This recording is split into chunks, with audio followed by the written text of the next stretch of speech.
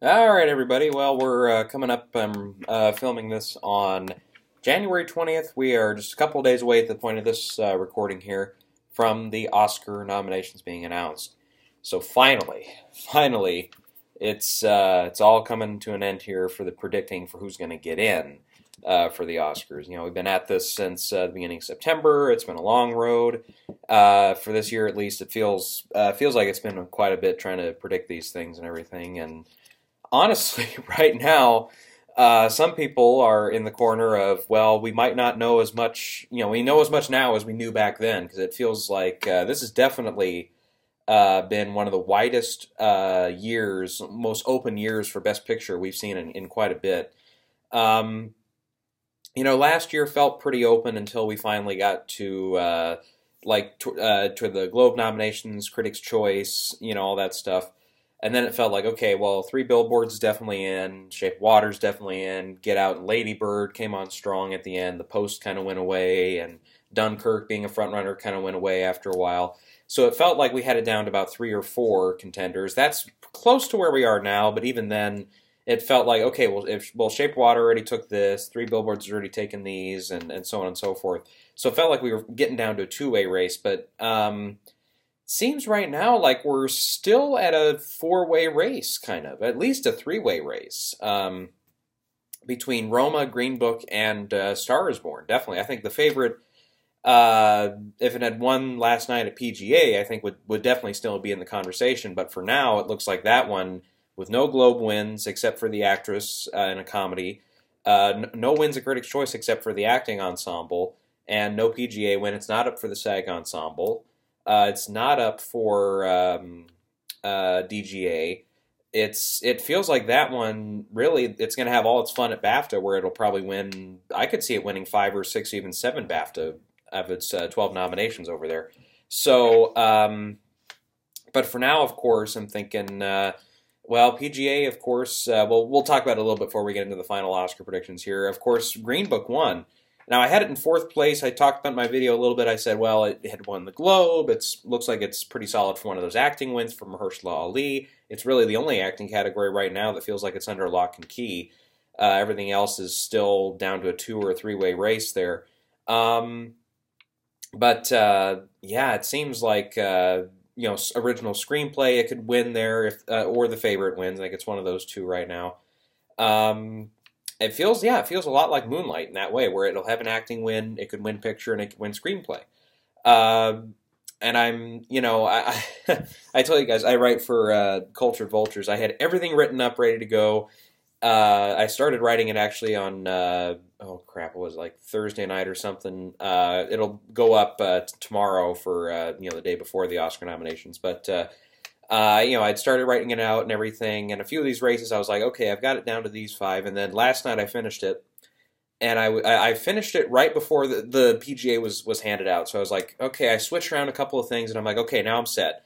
And then PGA happened, and Green Book won, then I'm like, well, shit, now I got to change it again, so I flip-flopped a couple more things, and you know what, there's no going back now. What I have in this video, what's going in the blog post there, or article, I should say, that's solid. That's done. I can't flinch now. I'm not going to change now. But anyways, so yeah, PGA goes to Green Book. Yeah, like I said, I had in fourth place. I thought the favorite was ahead. I thought Roma was ahead. I certainly thought, yes, Star Wars Born also was ahead. But now it seems like the Best Picture race. It feels like, okay, well, Green Book, it has enough of a path to still win Best Picture. I mean, number one, the biggest thing it's got to come over is it's got to get Peter Farrelly in for director, which I'll get to it. I'll get to it, folks. But yeah, we'll see about that. It's not a lock by any means for him to get in. He missed BAFTA. Overall, it's not really the biggest directorial achievement of the year. Typically, we see more, like Martin McDonagh's direction last year didn't get in, even though that had gotten in at DGA and that had gotten in at BAFTA and the Globes, and pretty much everywhere it could have gotten nominated, he was in, but it still missed at the Oscars. So it just, director is a tough race again this year. But anyways, it's still got, even though it doesn't have the SAG Ensemble nomination, it can still win for Mahershala there. That's a major win for it, the same way that Moonlight had a major win with Mahershala in supporting actor 2 years ago. Same way, Shape of Water still got a couple of nominations at SAG without that ensemble. Um, and it's got 4 nominations at BAFTA, which Moonlight had 4 nominations. It did win. It did not win anything at BAFTA. Green Book, I think it'll probably still win that for supporting actor because Mahershala lost for Moonlight over there a couple years ago. He's got that IOU factor. I think he can still win there. If not him, Richard E. Grant still poses quite a challenge to him there. But so it could still walk away with no wins at BAFTA and still win Best Picture. Moonlight definitely showed that a couple of years ago. And he is in for DGA. So even if he doesn't get that Oscar nomination for director, the DGA nomination sure showed that the industry is still behind this film. And, I think, and I kind of pointed out here, a couple of those things, like, Moonlight did that. And obviously, I think if Fairley does not make it in for director, I don't think it's quite over and done with. We saw, of course, that if your film has a lot of industrial acclaim, Argo, same situation 7 years ago, missed out for that famous Ben Affleck snub for director, still won. It had won the Globe at that point. It had won... went on to win SAG and PGA and DGA even without that, and did well at BAFTA too. So it's not obviously the same exact path as Argo had, but it's been done. It's been done.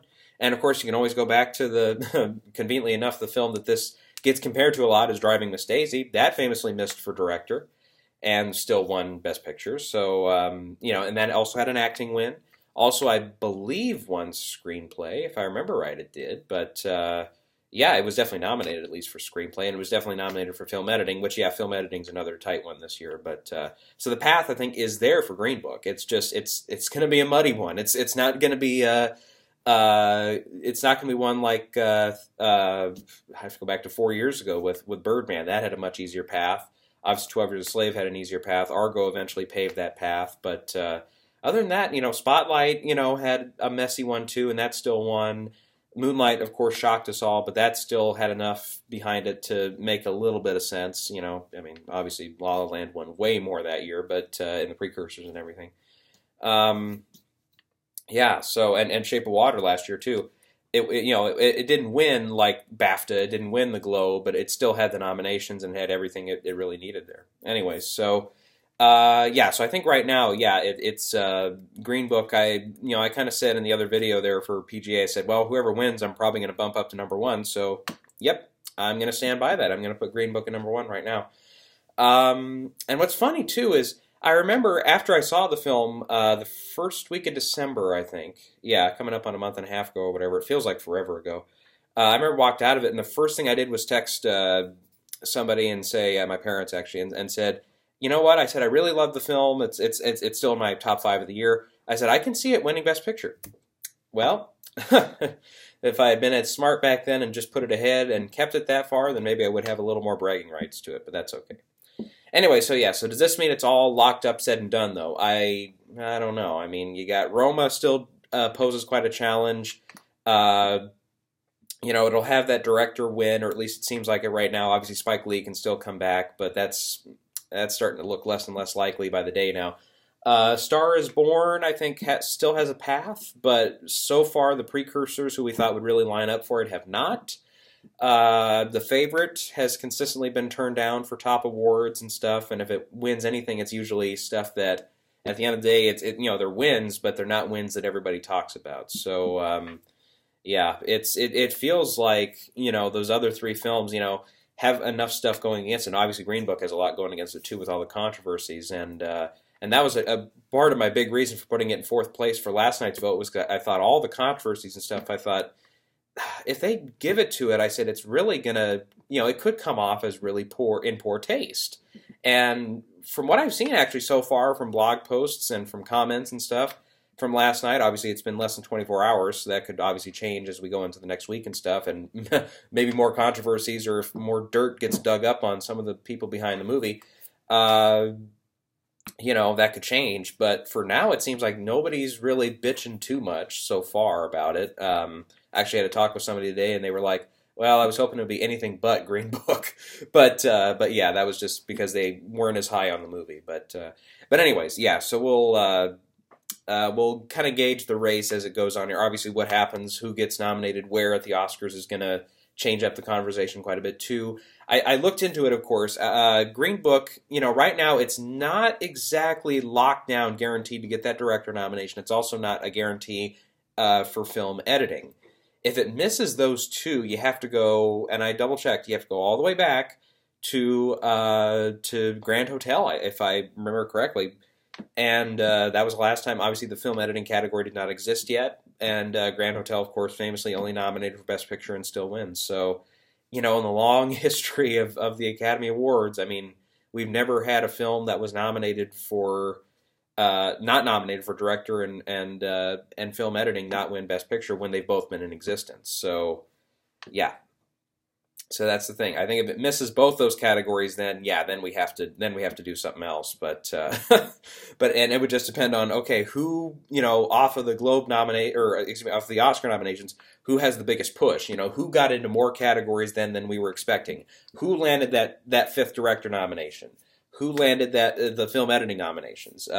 Did Stars Born overperform? Did Roma overperform? If it gets into like the sound categories and a few other categories like that. If it gets that Yalitza Aparicio nomination for actress. Star is Born, does it absolutely nail down and get Sam Elliott in? Is it in for something weird like production design or costume design? Or does it get the sound editing nomination like some people have it getting? Look at The Favorite. Does The Favorite get director, which I think it does, but yeah, we'll get into it. Does it get, it'll probably get all those 3 act nominations and everything. It probably gets screenplay. Does something like Favorite all of a sudden get into like the sound categories and it'll really overperform there? Does it get into cinematography? Does it get into, really, I mean, pretty much sweep the tech categories as far as getting the nomination? Pretty much everywhere it can get it. Does it get it? It's like that's, I think the next step if Green Book really underperforms on Tuesday. But right now, if the industry, PGA is all about industry people and stuff. If they're behind the movie, it feels like if the wind's blowing that way, it feels like Fairley's going to get in. It feels like film editing is still a question mark, but that could get in. I don't know about any other tech categories for it though. Like I don't know about it's probably not in for cinematography. The Cinematographers Guild didn't like it. It hasn't been nominated anywhere for its cinematography. Production design and costume design feel like they're clear out. I don't think that'll happen. It's probably not going to get into the sound categories. It was disqualified from the original score category, so yeah. Anyways, yeah. So there's going to be a lot to unwrap. I think Tuesday morning, as far as who's going to win Best Picture and who's going to jump out ahead, or is it going to remain Green Book at this point, or and all the other possibilities. So yeah, this is a monster of a year though. Gee, many Christmas. Okay, so. Let's, sorry about that. So it's, where are we at here? About 13 minutes into the video and we haven't even gotten to them yet. So yeah, but yeah, PGA, that was definitely, we're in a year where everything is important this year, where everything is going to count. Everything's going to be another bullet in your chamber kind of year, where everything is going to count. So, so yeah, let's go ahead and get into it here. We're going to start in the short categories, go through the tech categories, the feature categories for like documentary, animated, and foreign language. Then we'll get into screenplay, then the acting categories, director, picture. We'll go that route. Okay, so starting with short categories, this might be the first time I've talked about them this year, but as you guys know, if you've been following me for the last couple of years, I generally, just kind of gauge around, a couple of the other award sites and see, okay, well, what subject matters are up, because typically that's the best way to go about these is finding, like, okay, do we have any Holocaust films? Do we have any education films? Any prisons films? Especially that counts in like the documentary short category, especially too. It's like, what important subject matters are up here? Typically, those are the ones that get in.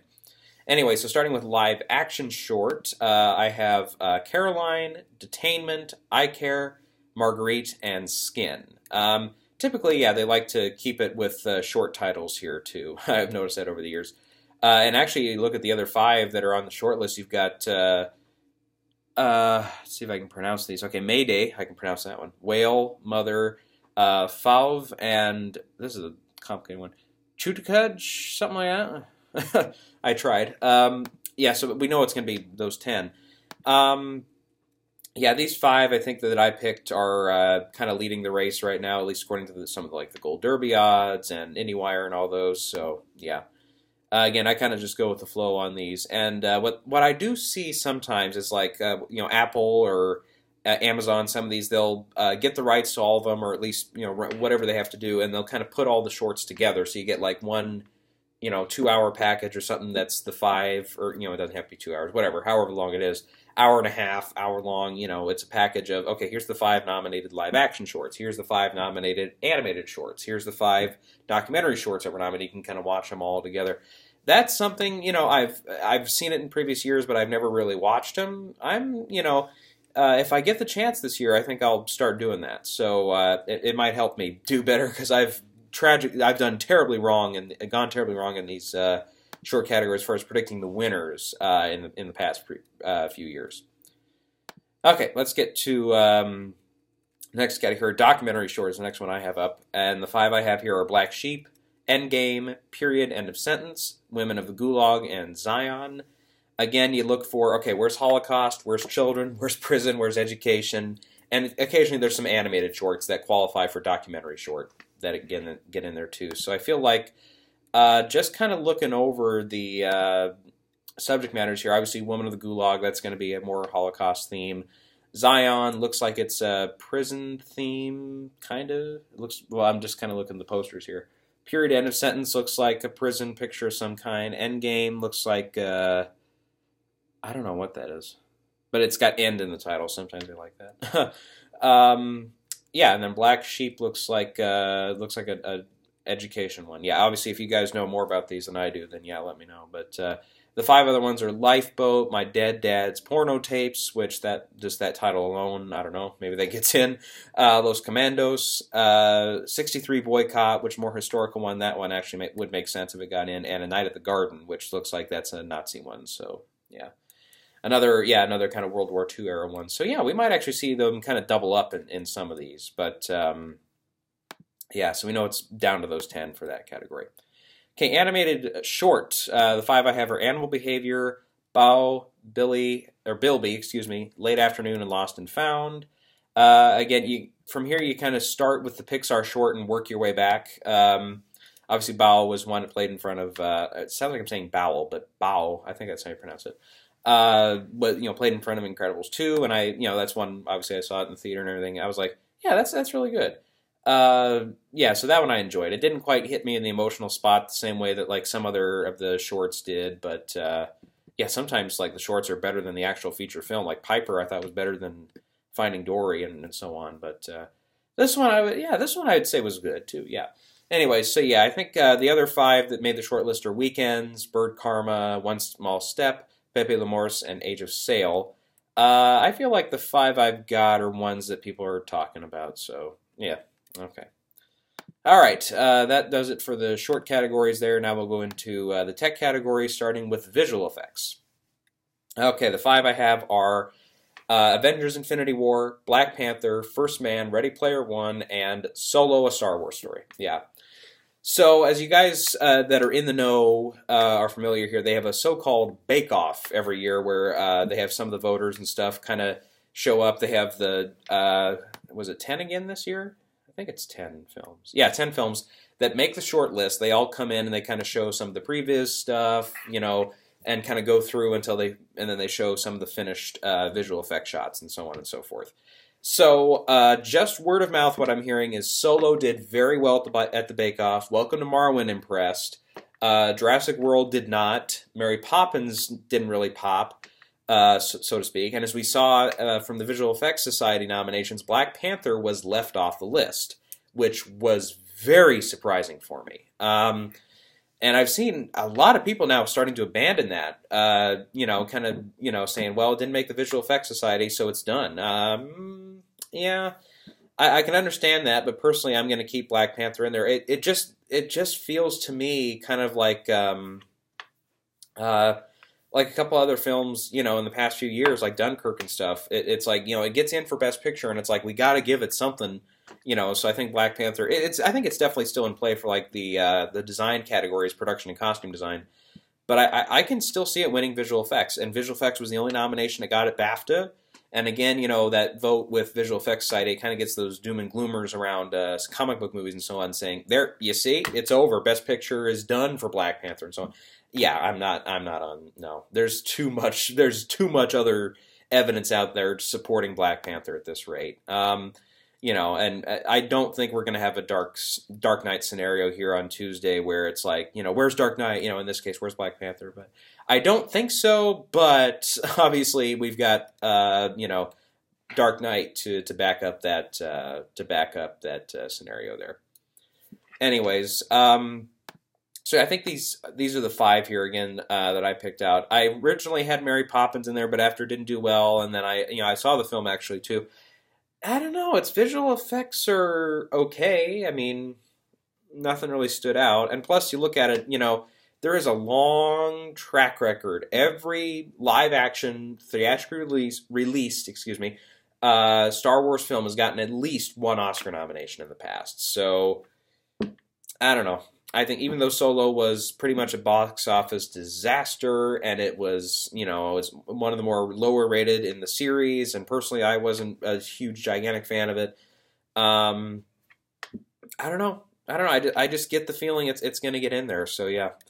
Anyway, so the other ones that we didn't mention were Christopher Robin and Ant-Man and the Wasp. I don't see him going with 3 Marvel movies and so on. That's another argument, by the way, that some people are saying is, well, they've already got Avengers and they're not going to pick 2 Marvel movies. No, they did. Technically, if you count back in 2014, they technically did, out of the 5 nominees, 3 of them technically were Marvel films, if you include X-Men Days of Future Past, because you also had Guardians of the Galaxy and Captain America Winter Soldier in there too. I think the other 2 that year were Interstellar and Planet of the Apes, but yeah. Anyway, so yeah, I feel like First Man is one, another one it's that Best Picture nominee type film, or in the same way Interstellar, where it's like, yeah, that'll get in, but yeah. Okay, now on to the sound categories, starting with sound editing. The 5 I have are Quiet Place, Avengers: Infinity War, Black Panther, First Man, and Mission Impossible: Fallout. Now, the Mission Impossible Fallout one, I think that's probably the first one to go because actually no Mission Impossible movie has ever been nominated for an Oscar, if I remember correctly. I looked over it a little bit. But this one, it feels a little different this time. It feels like this one, it's in my top 3 of the year. I think it's one of the best films of the year. It feels like one where it's like that's the way it's going to go. It's going to get one of those nominations. And plus, the Golden Reel Awards, the Sound Editors Guild, had all 5 of these films in their top categories there. So, yeah. Let's see. We have to look out for stuff like Roma could sneak up there the way Birdman did a couple of years ago, one of those Best Picture nominees, or Shape of Water last year, too.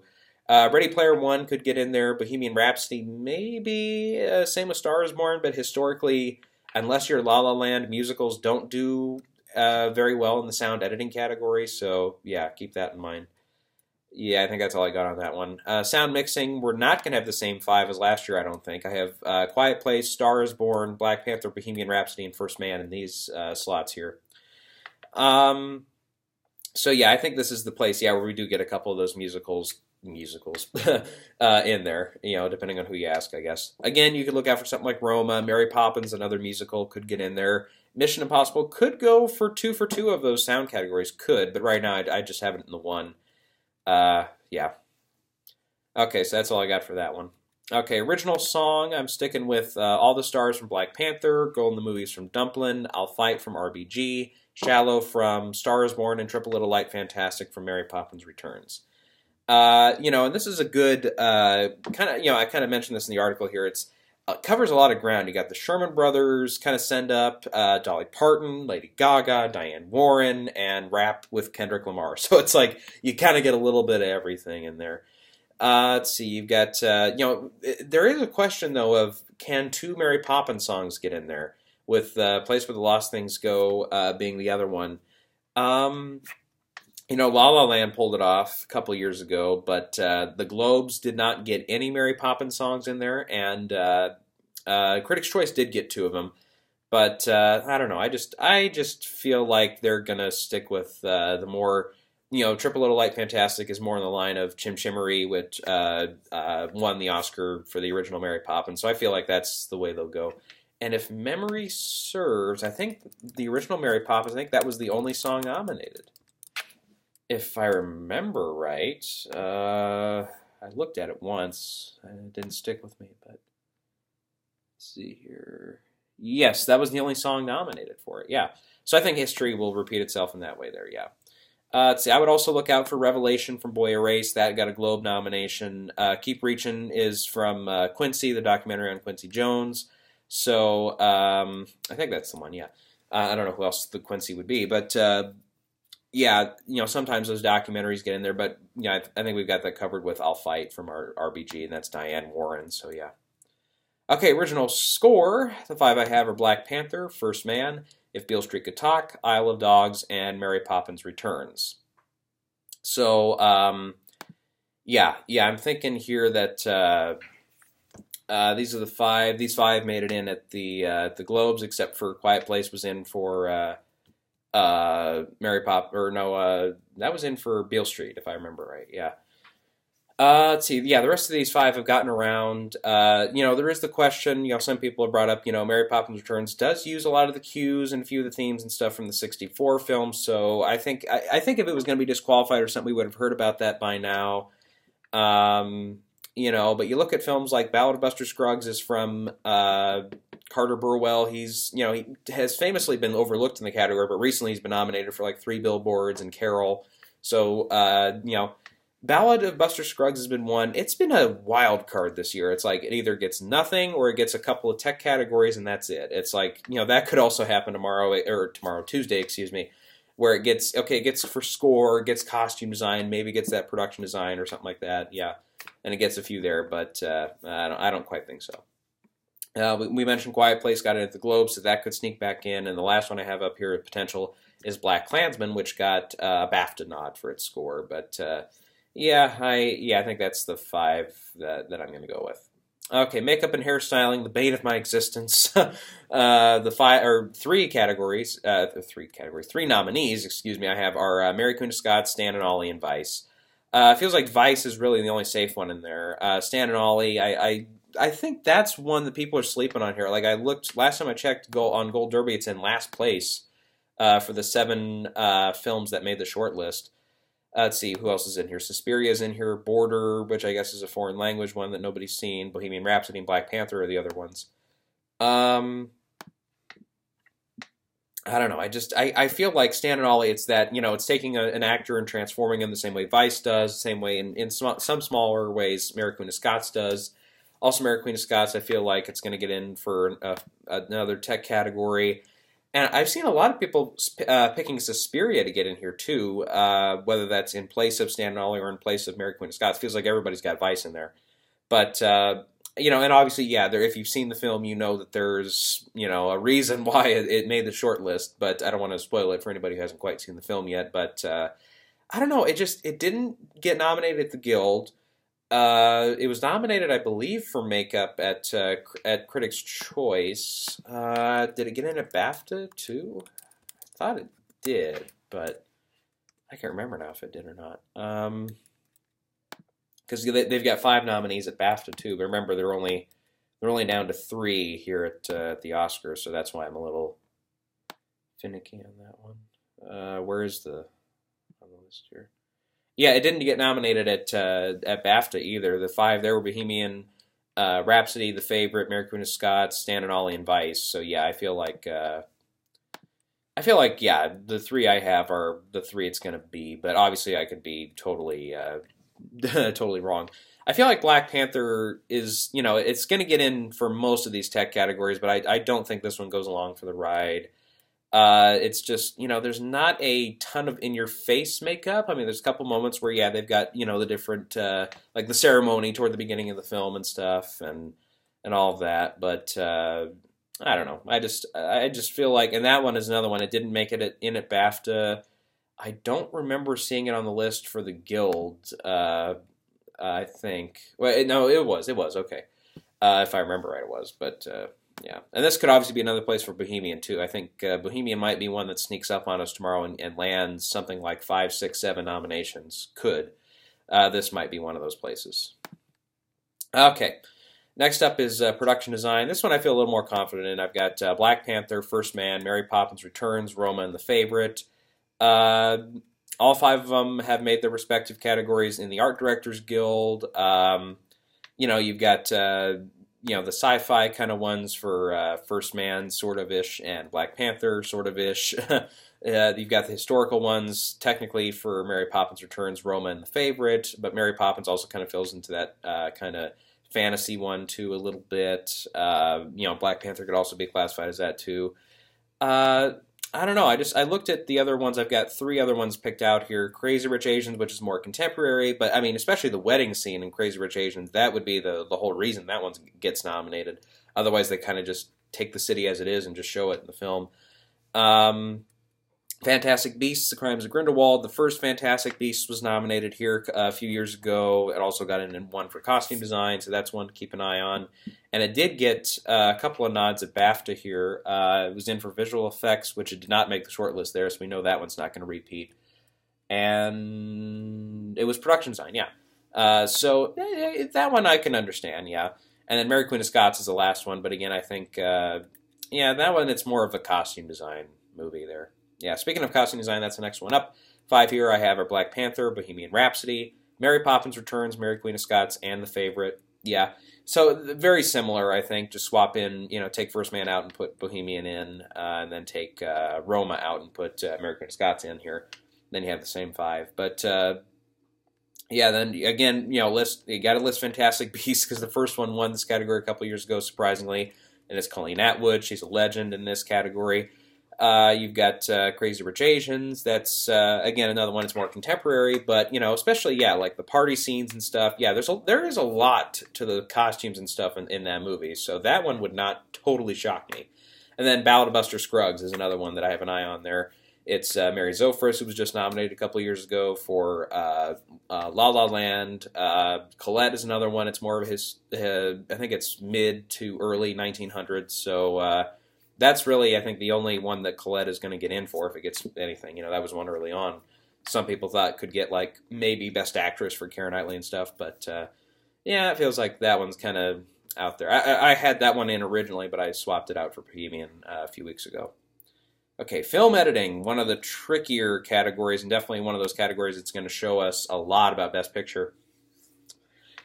Here's my five. Okay, give it what it is. Star is Born, Bohemian Rhapsody, First Man, Roma, and Vice are the five I'm picking.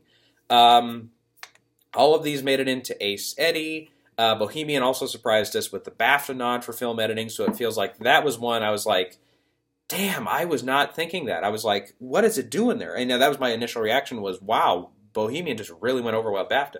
And then I looked again and it was like, yep, it's in a day setting. Then I'm like, well, it's got all those, scenes that are edited to music. The same way I, Tonya did last year. It was a lot of the figure skating stuff. Obviously they have music in the background and stuff. The way it was edited also, there's, a lot of songs on the soundtrack of I, Tonya. It's like, that one makes sense. So yeah, that's why I'm putting that one in. But, there's a couple on here. Obviously Bohemian I think is expendable there because it's one, it's either going to really score well or it's just going to get a couple. I feel like it's going to be like 5, 6, 7, or it's going to be 2 or 3. It's either going to go really well or just not make a dent. But I feel like it's going to lean more on the heavier side as far as number of nominations. I can see First Man kind of falling out here. Roma could fall out because it's that long take, not a ton of edit style, but Gravity had that in one, so I'm not going to get bitten by that bug again. The Favorite is not on there. Black Klansman is not on there for me. Black Panther is not on there for me. Green Book is not on there for me. And Widows is also one that's Joe Walker. He's been nominated several times recently by the editing branch. So that could be one that bites up and comes back and surprises us there. Black Panther, I think, traditionally would be one. It gets into all the other tech categories the same way Mad Max, where it just goes along for the ride for editing. Could happen, but again, I think they'll be a little bit more pickier with Black Panther than they traditionally would.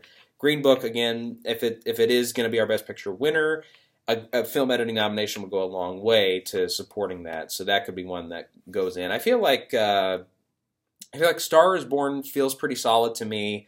Vice feels pretty solid because it's Hank Corwin again, the same way The Big Short, where it's got all those kind of rougher edits and everything, and it feels like that's something that the editors branch really likes. So yeah. And The Favorite is another one where if it just goes and just goes and goes and gets all as many tech categories as that physically can, then yeah, that could be one that goes along for the ride. Okay, another one here we have that's starting to get a little tougher to decide is cinematography. The five I have here are Black Panther, Cold War, First Man, Roma, and The Favorite.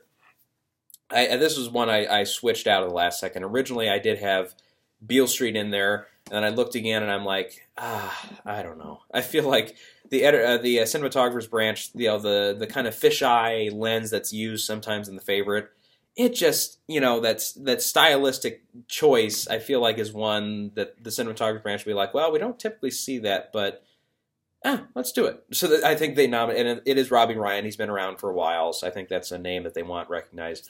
Speaking of names, Rachel Morrison, cinematographer, Black Panther, I think they would really, kind of badge of honor there to put another female cinematographer in the nominees list. Like last year, she was nominated for Mudbound. Cold War makes sense here, too, because it's the same cinematographer, I believe, as Ida. It's the same director, at least, from Poland. And so I think that one will pull the two nominations, including foreign language film, the same thing that Ida did 3 years ago. But yeah, the thing is, Star is Born made the cinematographer's list. All five of these, except for Black Panther, did too, and Star is Born was the other one swapped in. I don't know. I just don't look at Star is Born as a cinematographer's movie, though. And also, I kind of pointed this out earlier because I've not really been predicting that one recently. It feels like 12 Years a Slave a little bit, where it's like, oh yeah, it'll get, but then it misses cinematography. It gets all this stuff, and then it misses cinematography. Actually, I looked over to for BAFTA. Where is their cinematography one on this list here? I can't find it now. Did I go past it? Okay, here it is. Yeah, and Star is Born also missed for cinematography over a BAFTA, too.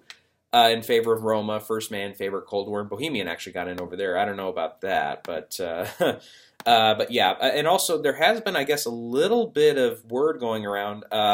The cinematographer's name is escaping me for Star is Born, Matthew something. It's like Liberecki or something, Liberace. I'm kidding on the last one, but it's something like that. I guess there's been word going around. I guess he has a couple of counts of assault against him or something. I don't know. Obviously, I think that's come in kind of late, so it might be too late. They might have already voted for it by that time, so that might be just in the wind kind of thing. But yeah, so I guess there's a couple of things keeping Star is Born from being in that category. And then Beale Street was one. James Laxton, who was also nominated for Moonlight. I haven't seen the film yet, but it looks like a beautifully shot film. So that's the one I was kind of more fighting for to get in there. I originally had that one in. I kicked The Favorite out, but then I switched back, and now I have The Favorite in. So those are the five. I'm sticking with them. If I get a couple wrong, I'm going to get a couple wrong. But yeah.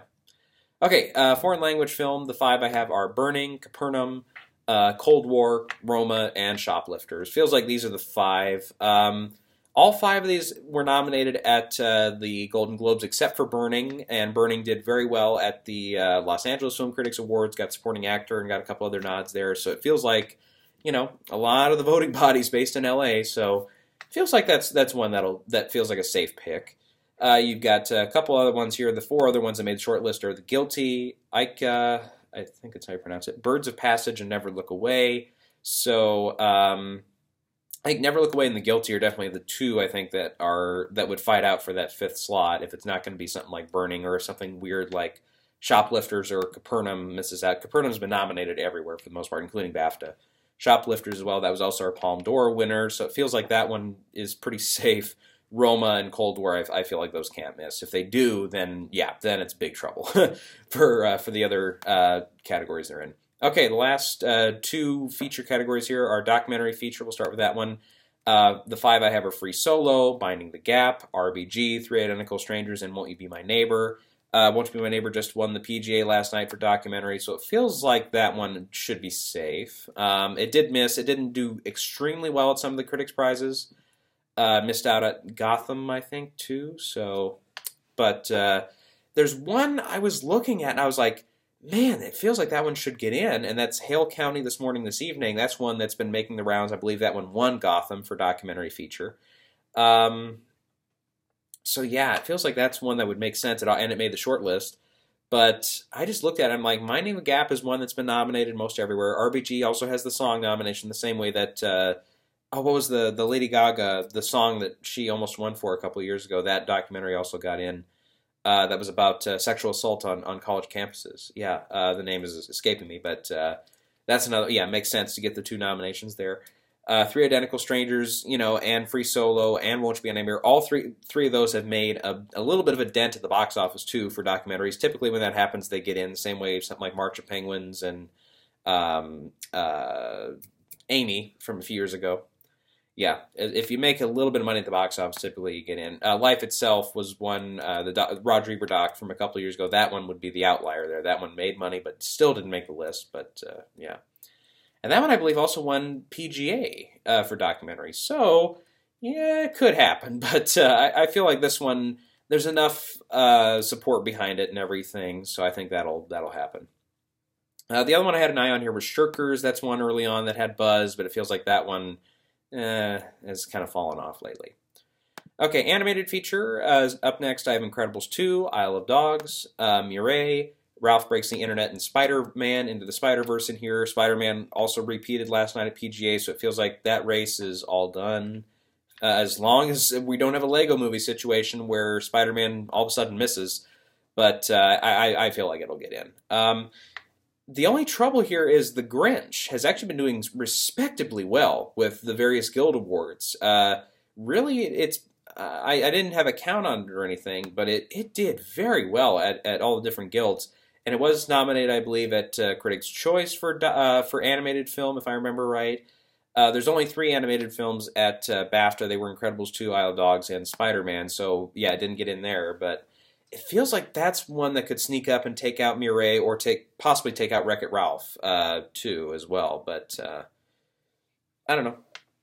I just feel like The Grinch was also one. It was such a cash grab movie, anyways. It looked like it, at least. I didn't see it, but critics weren't all too fond of it. So yeah, I just feel like they'd rather go with these other 5. Okay, then we'll get into the screenplay categories next. The 5 I have are Star is Born, Black Klansman, Can You Ever Forgive Me, I'm going there, Crazy Rich Asians, and If Beale Street Could Talk. So yeah, that's obviously the one that, that could easily fall out as Crazy Rich Asians. But I looked at the other ones here, and it's like, I'm not sure who else I would go with here. Because, and, I've explained this a couple times, but, I look at it in the same way as Straight Outta Compton a few years ago, where it got that original screenplay category and nothing else. That's where I'm going with this Crazy Rich Asians thing. Now look at the similarities here. Both of them are viewed as culturally relevant. Check. They're both massive hits at the box office, both released in August, and both, there's kind of an outcry that these should be in the Oscar discussion. I know initially Compton was kind of looked at like, oh yeah, that's a nice sizable box office hit, but then people were like, no, it should be in the Oscar race, and it ended up on the PGA list. Same has happened with Crazy Rich Asians. And the only real exception here between the two when the similarities stopped, though, is WGA, because I double-checked this. Compton was nominated at WGA that year for original screenplay. Crazy Rich Asians was not nominated at WGA this year. The 5th nominee, the other 4 made it. The other one was Black Panther, but I just don't, with the exception of that last line from Michael B. Jordan, bury me with my ancestors because I knew that death was better than bondage. I mean, great line. Don't get me wrong. Just because I'm not predicting it doesn't mean I don't like the script, but it's just, it doesn't feel like a fit in this category. Then again, Logan didn't feel like a fit last year, but that was another comic book movie that made it. So, it could happen very easily, and I'm just being stubborn about it. But and it is Ryan Coogler. He had a hand in the script, so that's he's not really a lock to get that to get a director nomination. So if they still want to recognize him, and obviously it's the different branches voting on this, not the Academy as a whole. But it's like that's a way he could get his first Oscar nomination is doing getting a hand on the Black Panther script and all that. But it could happen, but I'm just not feeling it right now. The other one would be First Man, which was nominated at, if I remember right, Critics' Choice and at BAFTA both for its adapted screenplay. It's Josh Singer, who was nominated, won a few years ago for Spotlight, but he missed out last year for The Post, so I feel like his name enough is not going to be one. And First Man's another one. I've been saying it a lot today, and I have it down, actually, a grand total of 9 nominations. potentially 9. Could land on 8, but we'll get to why in a second here. But yeah, that's one again. It just feels I don't know. And I originally had it in, and I kept it in after the BAFTA nod, but last minute I changed it. Yeah. I don't know. I just feel like Crazy Rich Asians is one that's going to pop up and surprise us, and it has been. It has been erotic through this season. Yeah, erotic, not okay. You get what I mean. It gets a couple good notices from Globes, and then it kind of bombed out a little bit at Critics' Choice, but then it came back strong at SAG, and then it didn't get any BAFTA nods. At least I don't think it did. Yeah, it didn't get anything from BAFTA, and it missed out at it got the PGA nomination like we mentioned. So it feels like it's one where if it hits them on the right day, it'll get a couple of nods or at least the one here. If not, then it goes home empty, no nominations. But yeah, it also kind of, and I know it's a different category, but it feels like kind of last year with The Big Sick, it was one. The film didn't do terrifically well. Like it got snubbed at the Globes, but then it did okay at Critics' Choice, then did very well at SAG, and then I believe missed out at BAFTA for that screenplay nod as well. And then it came back and landed that 5th slot for original screenplay last year. It's not a romantic, and those were both romantic comedies, yeah. Both made a dent at the box office for their respective markets. That was, Big Sick was more of a limited run than theatrical, whereas, Crazy Rich opened wide. But I just feel like, yeah, there's enough there for me to stick with Crazy Rich Asians there. Okay. Original screenplay is a little bit of a smoother race here, feels like. 5 I have are 8th Grade, Green Book, Roma, The Favorite, and Vice. The Favorite was not eligible for WGA, and they swapped out Quiet Place for that one, which Quiet Place I think it's in the running to get nominated, but I don't think there's quite enough support behind it. Then again, it was up for PGA, but yeah, I feel like the 2 Saturn categories might be it for Quiet Place. First Reformed won the Critics' Choice Award for Original Screenplay, but again, it's Paul Schrader. If you look at his history at the Oscars, he wrote stuff like Taxi Driver and Raging Bull. He's actually never been nominated at the Oscars, so I feel like that's one. And First Reformed is one. I think it peaked right before the first wave of nominations came out at Globes and Critics' Choice and SAG, and it didn't do really well there. Ethan Hawke, I think, is going to miss out for Best Actor. It just feels like, and there was a controversy that came up too when Schrader mentioned that he wanted to work with Kevin Spacey on a future project, and that obviously got torpedoed by a lot of people. But we talked about it a little bit. But it feels like, and with him lately, yeah, it's like, whew, yeah, that was probably the wrong time to say that. But yeah, it feels like that's one that's going to fall by the wayside too. And then Bohemian Rhapsody is one. Originally, I was thinking had a shot here. If it really, really does go over well and it gets that film editing, it somehow gets in for, if it gets a cinematography nod like it did at BAFTA, if it gets that makeup guild, or makeup nomination too, original screenplay might go for it too. But I feel more like 8th Grade is, again, kind of like Big Sick last year too. Like it's that little indie movie that wants, will be recognized no matter what, even if it doesn't get a ton of nominations there, here and there. And it's actually been one that's been represented pretty much everywhere. It was nominated at the Globes for comedy actress. It was got a couple nods there at Critics' Choice, and I just closed out of BAFTA, but I'm pretty sure it made it in for original screenplay there, and it got in for WGA as we mentioned. So it feels safe to me. I could be dead wrong, but it feels safe to me for that one. And it did miss at BAFTA. That's right. They put Cold War in there instead. Cold War, I don't see it. I don't see Cold War being this year's Amour, where all of a sudden it comes in and gets picture, screenplay, director. Yeah, I don't quite see that happening. And plus, early on, I know some people were talking about it for a couple, maybe an acting race or two. But again, we just don't have a solidified candidate there for that one either for an acting category. Okay, speaking of acting categories, we'll get into it here with supporting actress first. The 5 I have are probably not surprised to anybody, but it's Amy Adams for Vice, Claire Foy for First Man, Regina King for Beale Street, Emma Stone and Rachel Weisz both for The Favorite. Yeah. And obviously for who's going to win this category, that's a little bit of a bigger mystery, but if any one actress is going to get in here other than these 5, start with Margot Robbie. She was nominated at SAG and BAFTA for Mary Queen of Scots. She did miss at Critics' Choice and the Globes. Mary Queen of Scots is also one where it's like, well, outside of makeup and costume design, that's the only two I have it in for. I don't see it being one of those films that gets the 4 or 5 nominations, I don't think. There's also a small shot, though, for Emily Blunt here, maybe.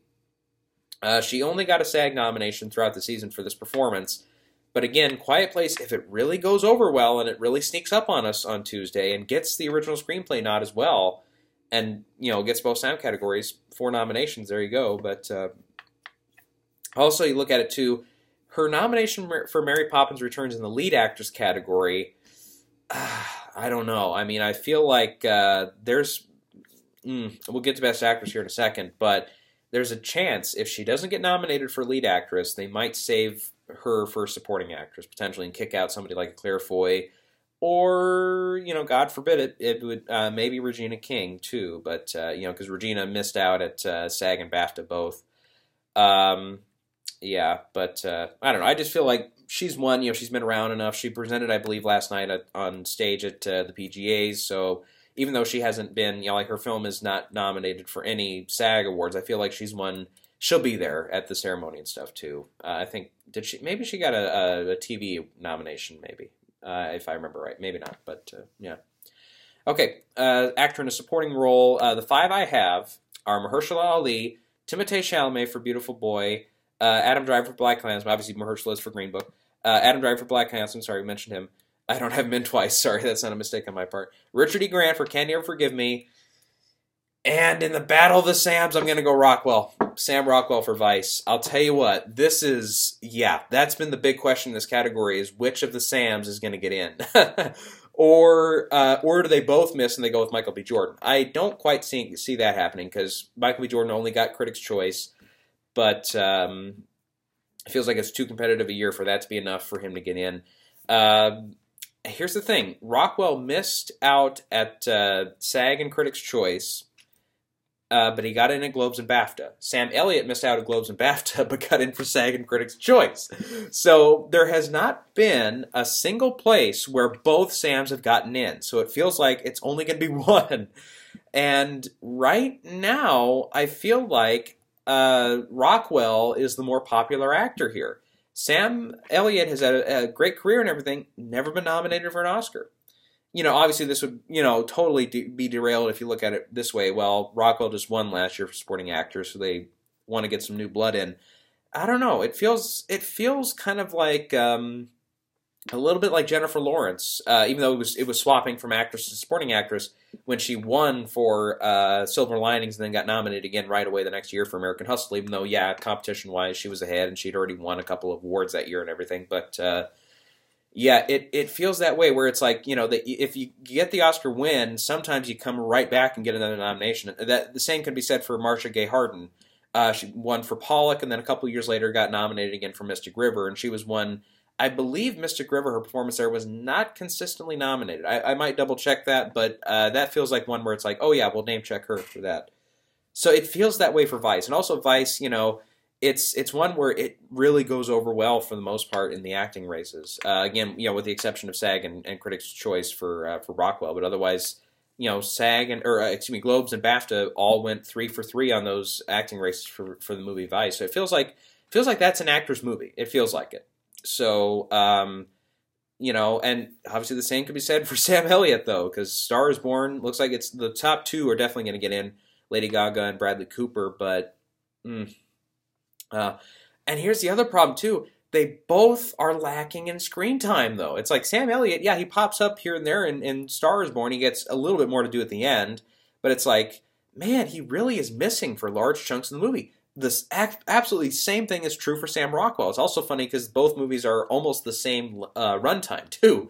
But it's like Sam doesn't pop up until close to 45 minutes in or so in Vice, and he gets his scenes here and there, and I think, his impression, though, and his performance, though, as George W. Bush is really fun, though. I mean, it's more of a fun performance. It's not really like a, wow, he should be accoladed for this performance. I don't quite think so, but still, it just feels that way. But anyways, but, that's another thing, too, when you look at it. Sam Elliott, though, if he was nominated here, he would be the only nominee in this category who plays a fictional character.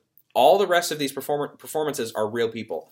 Mahershala Ali played a real person in Don Shirley. Timothée Chalamet was a real person in, was his name Nick or was it David? I think it was Nick Chef.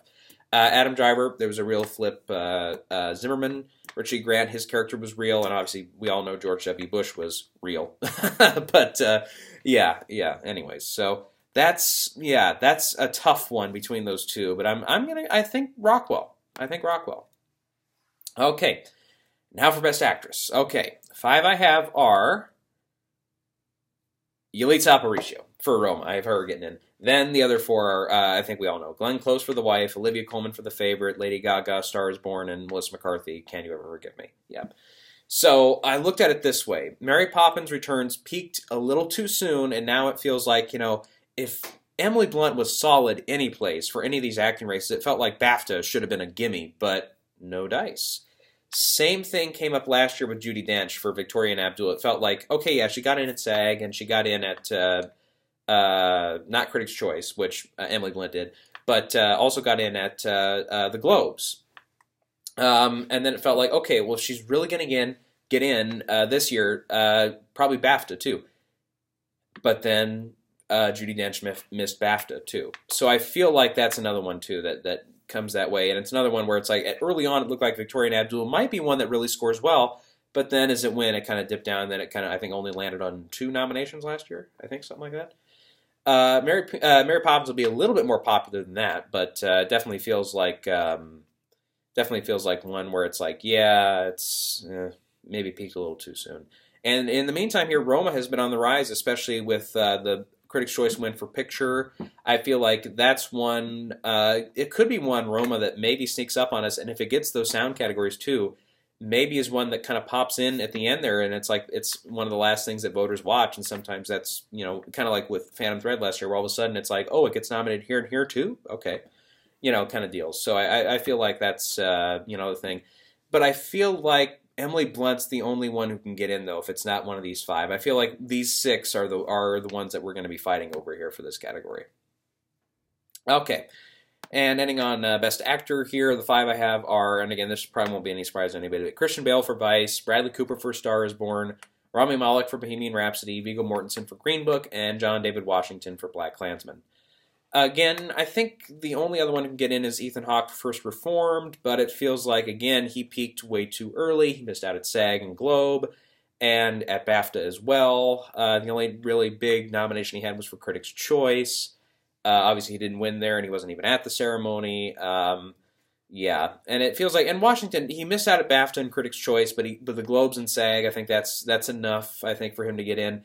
And he is Denzel's son, so the BAFTA nod there shouldn't be surprising, because Denzel's never been nominated ever at BAFTA, surprisingly.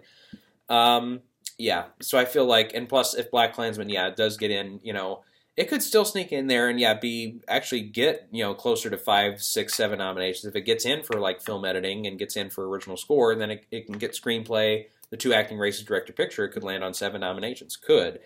I think I've got it down for 5 though. So yeah, I think that's it. Okay, now we get to that mystery category, Best Director. Okay, here are my 5. Bradley Cooper for A Star is Born. Feels like he can't miss. Alfonso Cuarón for Roma. Feels like he can't miss. This is the one where I made the switch. After PGA, I'm going to put Peter Farrelly back in for Green Book. And the other 2 are Yorgos Lanthimos for The Favorite and Spike Lee for BlacKkKlansman. So, 4 of these 5 were in at DGAs. Yorgos missed. But, Adam McKay was that 5th one.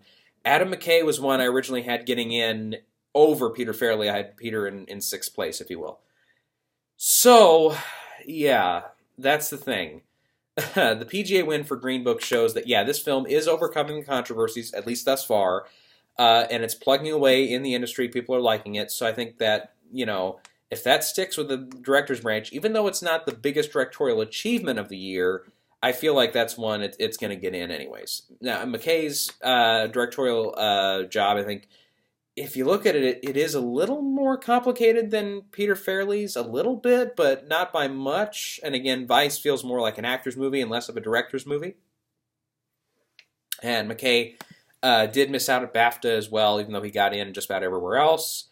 But then again, it feels like, his nominations at DGA and BAFTA and stuff last year for Big Short was more like, stuff that happened late, and he wasn't nominated at Globes and Critics' Choice for The Big Short. So this year's nominations for him for Vice might have been makeups for those, potentially. But, so if anyone's going to get in besides these five, it's probably Adam McKay, and I'm going to kick myself because I had him in. I was ready to go on him. And to get Vice that 7 nominations, but now I have it down for 6. And we do see sometimes foreign directors get in. I think we have that covered with Karan this year, but also Pavel Pavlinskowski, the guy who directed Cold War. He got nominated at BAFTA, so that, it's one to mention, but I don't see it happening. And then if we're going to have a Paul Thomas Anderson this year who gets nominated nowhere, but then shows up at the Oscars, it's either going to be Ryan Coogler or Barry Jenkins. Coogler, again, he's one. Yeah, it feels like, if he does get nominated in the screenplay category, that's a way to still acknowledge him, even though I don't have it happening. But, and like I said, there's a couple shots here and there where Black Panther might not get in, for this and that and all that. And Barry Jenkins is another one. I think Beale Street, if it really does well on Tuesday, then that could be one that sneaks up and surprises us. But it got nothing at SAG, and thus far has been, again, very erratic through the season as far as its number of nominations and stuff. Okay, so for Best Picture, I will let you guys know right away here. The 9 films I have in, I think it'll come down to 9, is Star is Born, Black Panther, BlacKkKlansman, Bohemian Rhapsody, First Man, Green Book, Roma, The Favorite, and Vice. So again, we're on that sliding scale of 5 to 10. They went 9 films in 2011, 2012, 2013, 2016, and last year with 2017. They did have 8 films in both 2014 and 2015. So there is the potential there that they cut it down to 8. If it's only going to be 8, it's probably all of those except for First Man. I think those 8, I feel, if any of those 8 miss, it would be a big, big upset, I feel like. First Man is one I can see getting all these tech nominations, gets an acting nomination, then misses for director and picture the same way that something like Ragtime did back in the day or stuff like that. Carol did the same thing where it got a few tech nominations a few years ago, got a couple acting nods, and then disappeared from director and picture. Mathematically, it's pretty much impossible to get 10 films on there just the way the percentages go. It'd be something like each one of these films getting 10% of the popular vote or something, or close to that. It's like, that equals 100%. It's like, no, there's people voting for 8th Grade and for Best Picture. There's people voting for, First Reformed and Crazy Rich Asians and who else? There's people voting for A Quiet Place potentially for Best Picture. There's people voting for maybe a couple people voting for The Wife if they really like that one, or Can You Ever Forgive Me, or maybe a couple for Beautiful Boy, or a couple for maybe some animated fare like Spider-Man or Incredibles or Isle of Dogs. So it's like, no, you'll have, there's a lot of people in the Academy that vote on these. So it's like, it's not like, it's going to come down to, to that stuff. But anyways, so anybody else, besides these 9 here that gets, if it does somehow magically come down to that 10 number, I think number 10 is Beale Street. But I'm not gonna bet on it specifically. Let's see here. The other ones, if we have a sneak nominee, it's probably Crazy Rich Asians or A Quiet Place because they were both on the PGA list. PGA was another place where Beale Street missed. First Man also missed on PGA too, but so did Darkest Hour, and this definitely feels like Darkest Hour. But anyways, anybody else other than that, I think maybe Cold War, again, if it's like Amour, but it would have to get in for director. So, but I don't see that happening. Okay, so with that, let's go down the list. I've also got, last thing I'll do for you here is show you the number of films, and whoops, this is a mistake on me. I have Beale Street in for 3, not 2. So I'm going to amend that quick, but so here's the thing. For the number of nominations, multiple nominations for films, I've got, let me count up here, 5, 6, 7, 8, 9, 10, 11, 12, 13, 14, 15, 16, 17, 18. I have 18 films getting more than one nomination on Tuesday, excuse me. So I have 3 films coming down for 9 nominations. That's The Favorite, Black Panther, and First Man. Wow, yeah, that surprised me too. I'm like, really, First Man 9, and that 9 would be Best Picture. If it misses Best Picture and it's only 8, it would fall to 8 nominations, which is still very respectable for the way that film's kind of done. And I looked through, I'm like, typically we get films, with the most nominations every year. It feels like it's 2 films at the most. Otherwise, it's just 1. Like last year, it was just 1 with Shape of Water, where that got 13 nominations, and the next one down, I think, was 9 or 8 or something. But, I kind of looked through, I'm like, have there ever been times where we've had 3 films tie for most nominations? There's actually been 5 cases where that's happened. You've got, I wrote them down here. 1971, we had Fiddler on the Roof, French Connection, and Last Picture Show all get 8 nominations. In 1955, Love is a Many Splendored Thing, Marty and the Rose Tattoo all got 8 nominations. 1952, we got 3 films with 7 nominations each, High Noon, Moulin Rouge, and Quiet Man. And then a couple in the 30s. 1936, 3 films got 7 nominations with Anthony Adverse, Dodsworth, and The Great Ziegfeld. And 3 films actually tied for 4 nominations clear back in 1932-33 with Cavalcade, A Farewell to Arms, and Lady for a Day. That's back before they had the supporting categories, and they didn't really have a ton of tech categories at that time either. But, we have seen it happen 5 times where we've had 3 films tie for most nominations. But as you see there, it's 8, 8, 7, 7, 4. So it's like, it's not typically this large in numbers. This would be the first time that's ever happened, but, we've got that sliding scale, so it's like, it would make sense if it happened now. I've got Roma and A Star is Born both down for 8 nominations, so that's a very good job, I think, for them. I mentioned I have 6 down for Vice. I have Black Klansman, Bohemian Rhapsody, and Green Book all getting 5 nominations. I have Mary Poppins Returns getting 4. I have Can You Ever Forgive Me and If Beale Street Could Talk all getting 3 nominations. And I have, for 2 nominations each, I have Cold War, Avengers Infinity War, Isle of Dogs, A Quiet Place, RBG, and Mary Queen of Scots. Yeah, so that's, 18, usually we see it's in that 15 to 20 range of number of films that have more than 1 nomination. That's typically, it's in the vicinity there for how that typically goes down mathematically. Let's see, I'm just making a change here, but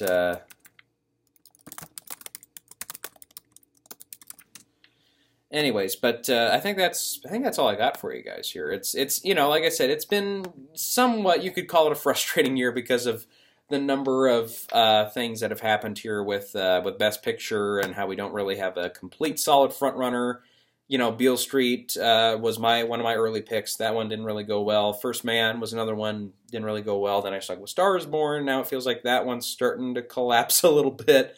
So, okay, I'll go over to Green Book for now because that won PGA, and it feels like we're in a year where everything counts and the most recent thing will really count. So, yeah, it feels like Green Book. And especially if it does land the 5 nominations tomorrow, or on Tuesday, then, that's definitely a show of strength there. So we'll watch out for something like Black Panther that could potentially get in that 10 to 11 range. I think I don't see First Man going over 9. I don't see The Favorite going over 9 really, except maybe cinematography or what was the one I kicked it out for? Editing. So that could be 10. Yeah, we'll see. Yeah, Star is Born could be one that sneaks up there and gets into that 9-10 range. Roma, I could see probably maxing out at about 9 or 10, maybe with the sound categories. Mentioned Black Panther might get up to something like 7 nominations. Bohemian might get up to 7. Vice might get up to 7 if it gets that director slot. If Beale Street gets in for... I have it for score too. Yeah, I forgot that. But I have it in definitely for adapted screenplay and supporting action. If it gets that picture nomination, and it gets Barry Jenkins in, or if it gets stuff like that, that could be up toward 5 or 6. And then I think we've talked about all the rest of these. Mary Poppins maybe maxes out at 5 or 6. Can You Forgive Me feels solid at 3. Cold War, if it really takes off, then we're talking 4 or 5. But yeah, I don't think so. Mary Queen of Scots probably 3 or 4 is the max there. Isle of Dogs probably is at 2. RBG's at 2. And Avengers I can see probably 2 or 3. Quiet Place could be up to 3 or 4. But yeah, that's about it. Anyways, it's just numbers. But Yep, so we will check in with everybody on Tuesday. I will be up bright and early. We'll have not a live stream, but I'll have the stream open and I will react live. And I'll just, rather than having to type up everything, I'll just have a printed out paper, has all of them, so I'll just be circling as I go along or scratching out to see how well I do on that. So, all right. Good luck to everybody who's predicting, and thanks for sticking around with me here. I know this has been a longer one, but yep. We will catch everybody on Tuesday morning, and Oscar, Oscar, as Billy Crystal used to say, who will win? Who will win?